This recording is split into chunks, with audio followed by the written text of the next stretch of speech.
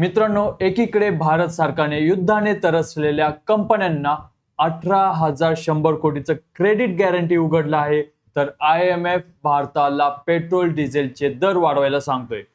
Mukesh Ambani Jamnagar refinery बंद करून दुसरीकडे multi billion LEO satellite venture तयारी करत आहेत.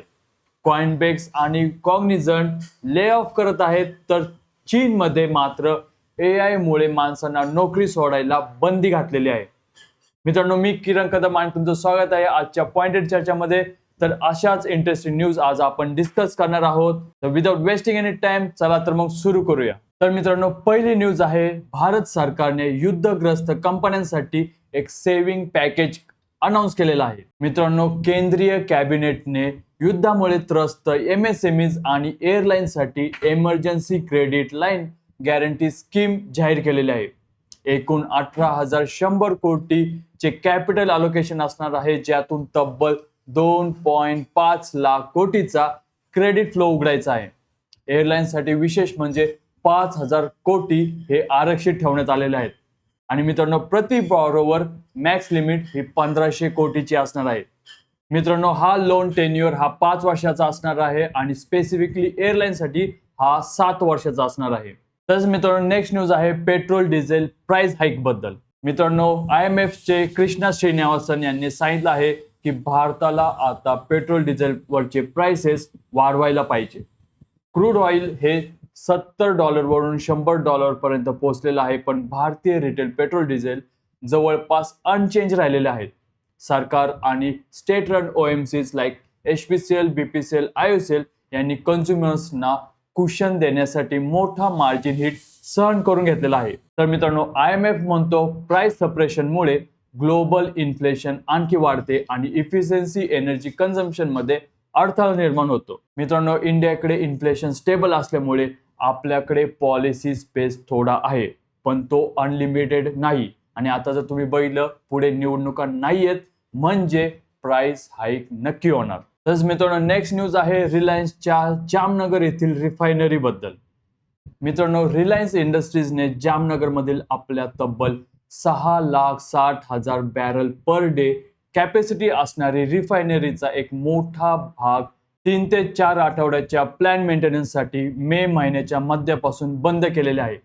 विशेष म्हणजे सरकारने नायरा एनर्जीच्या वेदिना रिफायनरीचा रिस्टार्ट याच वेळी कोऑर्डिनेट केलेला आहे, जेणेकरून भारतात सायमल्टेनियसली फ्युएल शॉर्टेज होऊ नये.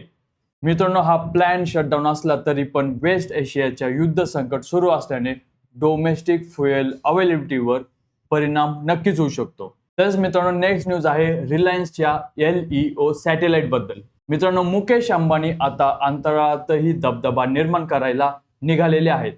रिलायन्स इंडस्ट्रीजने जिओ प्लॅटफॉर्म मार्फत मल्टी बिलियन डॉलर LEO म्हणजे low earth orbit satellite venture तयार करायचा प्लॅन अनाऊन्स केलेला आहे. मित्रांनो, रिलायन्स आता स्टारलिंक, Amazon क्यूपर, युटेलसाट, OneWeb या 3 ग्लोबल जायंट्सला आता थेट टक्कर देणार आहेत.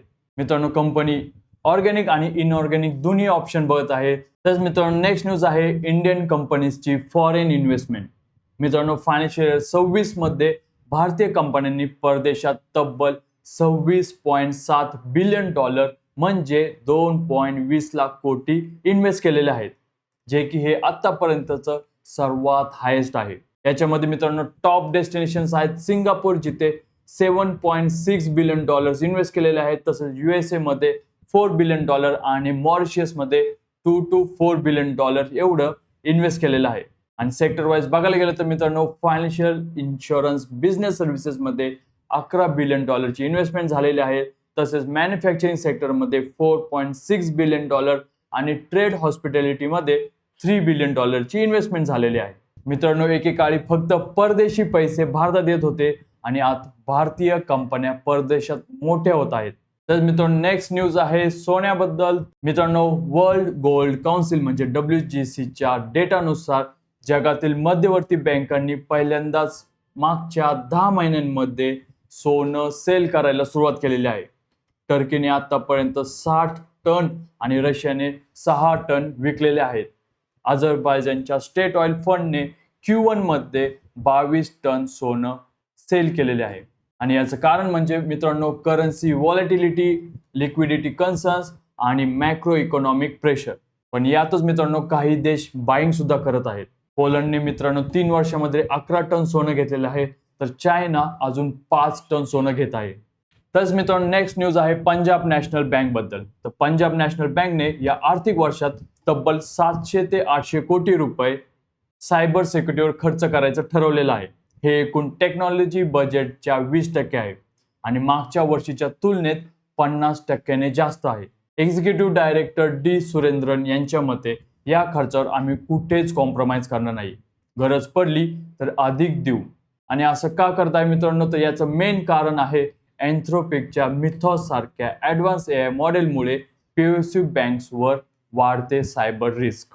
पंजाब नॅशनल बँकने मित्रांनो फायरवॉल परचेस फास्ट ट्रॅक केलेले आहे आणि ऑडिट फ्रिक्वेन्सी आता 24/7 केलेली आहे. हा भारतीय बँकिंग सेक्टरचा एक नवीन इरा असणार आहे, ज्याच्यामध्ये AI रेजिस्टंट इन्फ्रास्ट्रक्चर असणार आहे. मित्रांनो AI ने काम सोपं जरी केलं असलं तरी फ्रॉड करायला पण सोपं केलेलं आहे. आता प्रत्येक UPI ट्रान्झॅक्शनच्या मागे 800 कोटीची डिफेन्स भिंत उभी असणार आहे. नेक्स्ट न्यूज आहे मित्रांनो इंटेल बद्दल. तर इंटेलचा शेअर आजकाल रॉकेट होत आहे. 2026 मध्ये 385% पेक्षा जास्त वाढलाय आणि एकाच दिवशी 15% जंप घेतोय. ऑगस्ट 2025 मध्ये US सरकारने $20.47 पर शेअरच्या हिशोबाने इंटेलचे 43.33 कोटी शेअर्स विकत घेऊन इंटेलमध्ये 9.9% स्टेक घेतलेला आहे. आज इंटेलची प्राइस मित्रांनो $108 पर्यंत आहे. आणि यामुळेच मित्रांनो ट्रम्प बोलत आहे, मी सर्वात सक्सेसफुल बिझनेसमॅन आहे, कारण मी फक्त 90 दिवसामध्ये 30 बिलियनचा फायदा दाखवलेला आहे. नेक्स्ट न्यूज आहे मित्रांनो गुगल बद्दल. तर अल्फाबेट म्हणजेच गुगल सध्या जगातील दुसरी सर्वात व्हॅल्युएबल कंपनी आहे. मार्केट कॅप तब्बल त्यांची $4.76 ट्रिलियन एवढी आहे. एनविडिया ही $5 ट्रिलियन ची कंपनी आहे, जी की गुगलपेक्षा फक्त 3% पुढे आहे. आणि ॲपल तिसऱ्या नंबरचा प्लेअर आहे. मित्रांनो Q1 2026 चे गुगलचे रिझल्ट हे खूप चांगले आलेले आहेत. त्यांचा क्लाउड बिझनेस हा $20 बिलियन पेक्षाही जास्त रेव्हेन्यू करून देत आहे. तसेच मित्रांनो नेक्स्ट न्यूज आहे इलॉन मस्क बद्दल. तर ओपन AI चे प्रेसिडेंट ग्रेग ब्रॉकमन यांनी कॅलिफोर्नियामधील मस्क ओपन AI ट्रायल मध्ये एक मोठा खुलासा केलेला आहे. इलॉन मस्कला ओपन AIचा फुल कंट्रोल हवा होता आणि त्याचं एक मोठं कारण होता मार्स कॉलोनायझेशन साठी $80 बिलियन ची फंडिंग उभारणे. हे 2017 मधलं रेफरन्स आहे मित्रांनो, जेव्हा मस्क ओपन AIला फॉर प्रॉफिट करायला सांगत होते. आज 2026 मध्ये मित्रांनो स्पेसएक्सच्या बोर्डने मस्कला $200 मिलियन च्या सुपर वोटिंग RSUs डिलिव्हर करायचा निर्णय घेतलाय. मित्रांनो नेक्स्ट न्यूज आहे कॉइनबेस बद्दल. तर अमेरिकेच्या सर्वात मोठ्या क्रिप्टो एक्सचेंज कॉइनबेसने मे 2026 ला 14% स्टाफ ले ऑफ करायचं जाहीर केलेलं आहे. म्हणजे त्यांची टोटल वर्कफोर्स आहे 4700 लोकांची आणि त्यातील 700 लोकांना ते आता काढणार आहेत. CEO ब्रायन आर्मस्ट्रॉंग म्हणाले की हा डिसिजन क्रिप्टो डाऊनटर्न पेक्षा जास्त AI मुळे घेतलेला आहे. AI ने स्मॉल इंजिनिअरिंग टीम्सना खूप वेगवान बनवलेला आहे. कंपनी आता प्युअर मॅनेजर्सच्या जागी प्लेयर कोचेस अपॉइंट करत आहेत. मित्रांनो AI तुमची नोकरी घेतंय की चांगला तुम्हाला प्रॉफिट करून देतंय हे ठरवायची आता तुमची वेळ आलेली आहे. तसेच दुसरीकडे मित्रांनो चीनमध्ये AI मुळे नोकरी सोडण्यावर बंदी घातलेली आहे. मित्रांनो चीनच्या हँगझाऊ इंटरमिडिएट पीपल्स कोर्टने एक ऐतिहासिक निर्णय दिलेला आहे. कंपन्या केवळ AI रिप्लेसमेंटच्या निमित्ताने वर्कर्सला काढू शकत नाहीत. एका ईस्टर्न चायनाच्या टेक फर्मने एका एम्प्लॉईला AI ने त्याचं काम ऑटोमेट केलं म्हणून 40% पगार कपातीसह त्याला डिमोट केलं होतं आणि त्याने रिफ्यूज केल्यानंतर त्याला काढून टाकण्यात आलं. आणि कोर्ट म्हणाला की AI इम्प्लिमेंटेशन हा व्हॉलंटरी बिझनेस डिसिजन आहे, म्हणून ऑटोमॅटिक टर्मिनेट करायला कोणतंही कारण नाही. त्यामुळे मित्रांनो हे कॉग्निझंट कॉइनबेसच्या ट्रेंड विरुद्ध एक मोठं काउंटर स्टेटमेंट आहे. तसेच मित्रांनो नेक्स्ट न्यूज आहे चीनच्या शेअर मार्केट बद्दल. तर चीनचा शेअर बाजार आता एका मोठ्या रॅलीच्या मूडमध्ये आहे. CSI 300 इंडेक्सने 4 वर्षाचा उच्चांक नोंदवून 4859 पॉइंट्स गाठलेले आहे. तसेच शांघाय कंपोजिटने सुद्धा 2 महिन्याचा उच्चांक 4160 मार्क केलेला आहे. आणि मित्रांनो ही rally Trump Iran progress signal plus हार्मुसचा pause plus Asian AI tech स्टॉक्सच्या जोरदार रॅलीवर आधारित आहे. चायनीज टेक स्टॉक्स 2026 मध्ये मॅग्निफिशंट 7ला आउटस्पेस करण्याची शक्यता तज्ज्ञांनी म्हटलेली आहे. गोल्डमॅन सॅकने सुद्धा 2026 साठी चायना स्टॉकला 20% गेन फोरकास्ट केलेले आहे. तर मित्रांनो, ॲपल कंपनीबद्दल न्यूज आहे. ॲपलने आपल्या ॲपल इंटेलिजन्स आणि सिरी एआय फीचरबद्दल चुकीची ॲडव्हर्टायझिंग केल्याबद्दल क्लास ॲक्शन लॉसूटमध्ये $250 मिलियन ची सेटलमेंट करावी लागणार आहे. मित्रांनो, ॲपल कंपनीने सांगितलं होतं की iPhone 15 आणि iPhone 16 मध्ये त्यांचा एआय इंटेलिजन्स हे इनबिल्ट असेल, पण तसं झालेलं नाहीये, त्यामुळे त्यांच्यावर कारवाई करण्यात आलेली आहे. एकूण मित्रांनो 3.6 कोटी इलिजिबल आयफोन्स US मध्ये 10 जून ते 29 मार्च 2025 पर्यंत खरेदी केलेले आहेत आणि प्रति डिव्हाइस मित्रांनो $25 ते $95 पे आउट येऊ शकतो आणि हे कम्प्लिटली डिपेंड असेल किती लोकांनी केस फाईल केलेले आहे त्यावर. मित्रांनो, एकंदरीत ॲपलने फीचर आधी विकलं आणि नंतर ते डिले केलं. आता खरंच पैसे परत द्यावे लागतात आणि यालाच कंझ्युमर पॉवर बोलतात. नेक्स्ट न्यूज आहे मित्रांनो EV स्टार्टअप रिव्हर बद्दल. मित्रांनो, Bangalore based EV scooter startup reverse advance negotiation मध्ये $80 ते $100 मिलियन सिरीज सी मध्ये फंडिंग रेज करणार आहेत आणि यानंतर मित्रांनो त्यांची व्हॅल्युएशन ही 1650 करोड पर्यंत येऊ शकते. नेक्स्ट न्यूज आहे मित्रांनो सबवे बद्दल. तर जगातील सर्वात मोठी सँडविच चेन सबवेने 2025 मध्ये अमेरिकेत तब्बल 729 स्टोअर्स बंद केले. हे सलग 10व्या वर्षी डिक्लाइन आहे मित्रांनो.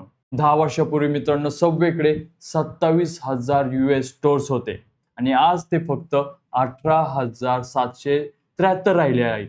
एका वर्षात मित्रांनो 499 नवीन स्टोअर्स उघडले गेले, पण नेट डिक्लाइन मोठाच राहिलेला आहे. इंटरेस्टिंग पॅराडॉक्स म्हणजे सबवेने 2025 मध्ये $688 मिलियन नेट इन्कम दाखवला होता, जो की मागच्या वर्षीपेक्षा 73% जास्त आहे, पण फ्रँचायझी रेव्हेन्यू हा 6% घटून $767 मिलियन राहिलेला आहे. कंपनी बोलते राईट लोकेशन राईट ऑपरेशनवर फोकस आहे. फ्रँचायझीला लॉंग टर्म सक्सेस हवा आहे, म्हणून हे डिसिजन घेतले जात आहेत. तर हे होत्या मित्रांनो आजच्या न्यूज. तुम्हाला न्यूज इन्फॉर्मेटिव्ह वाटल्या असेल तर व्हिडिओला लाईक नक्की करा आणि अशाच डेली बिझनेस न्यूज बघण्यासाठी चॅनलला सबस्क्राईब करा. अशाच इन्फॉर्मेटिव्ह न्यूज सह भेटूया पुढच्या व्हिडिओमध्ये. तोपर्यंत जय हिंद, जय महाराष्ट्र.